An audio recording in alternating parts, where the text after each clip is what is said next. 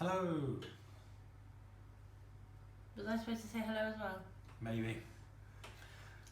Hiya. Hiya. So last weekend was Condamned, which is a social and gaming con in Amsterdam, which this is the third time we've been. Yes, it's the fifth one. The fifth one. We missed last year and we missed the first. Condamned is smaller than a lot of the UK cons. It's very small. It was a bit smaller than normal this year as well because various people couldn't make it. It takes place in Amsterdam, as I said, not in the centre, about mile and a half outside the centre. Not far. Walkable. Walkable, 5-minute tram ride, 20-minute walk probably, in a cafe bar called Twee Clavaren. Something like that. Twee Clavaren. What a Dutch for two, Clavaren. There you go. Everyone cringe at our pronunciation. Yep. The bar itself has plenty of drinks, reasonably priced, and lots of very good Dutch food. Say Dutch, lots of meat, bread and cheese, and eggs. Eggs, cheese, bread, cheese, eggs, ham, cheese. It tends to start on Friday evening, which is very much a social evening. Drinking, catching up with people, drinking. Normally the weather's pretty good, so we all just stand outside getting really, really drunk, which is what I did. And me. Sometimes you get things like Werewolf and stuff being played, but there wasn't really any appetite for that this time, nor that many people. So it was just a nice social evening. I didn't drink too much at all, honest. I drank far too much, but you know, that's a relative thing. So gaming happens Saturday and Sunday afternoon and evening. People tend to gather once the cafe opens about 11ish in the morning, but gaming actually starts at 1. So first slot, Helen recovered, I think it'd be fair to say. I was a little fragile, throwing up my stomach lining, so I thought I'd stay in bed. I didn't. I got up, and that's mainly because I'd been sick the night before. Horribly. And I ran a Jason Morningstar game called Carolina Death Crawl. Not a happy, fun game. It's a good game, it's a fun game, but it's not happy times. You play, or the players play, a group of 4 Union soldiers stuck behind Confederate lines in the state where they grew up, so they know a lot of the people they're going to come up against. They committed horrible crimes getting there, they're going to commit horrible crimes getting out, and only one of them's going to make it alive. Fun. It was a really good game, I really enjoyed it. I didn't play, I facilitated that one. I had 4 players. I had Goober, Ash, Toad and Lisa, and they all seemed to really enjoy it. The only thing I would say is it ran very fast, and we were finishing about 1.5 hours to 2 hours.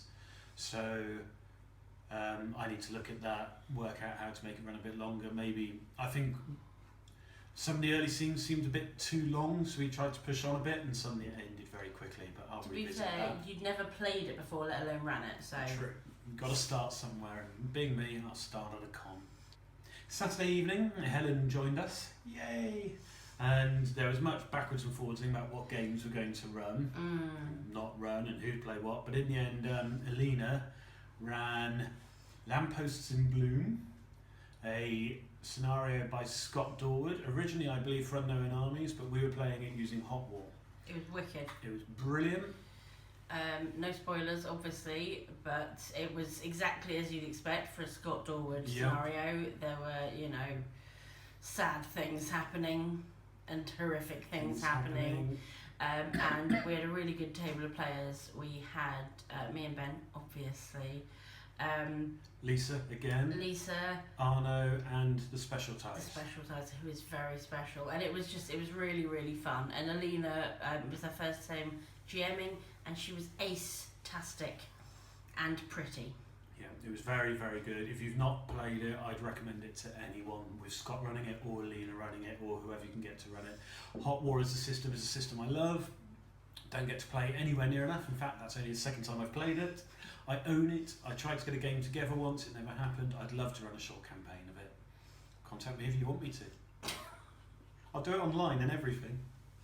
And then we went to bed straight after that Saturday evening. I was shattered. The only thing going on in the pub was the England football game, and we don't really care about football.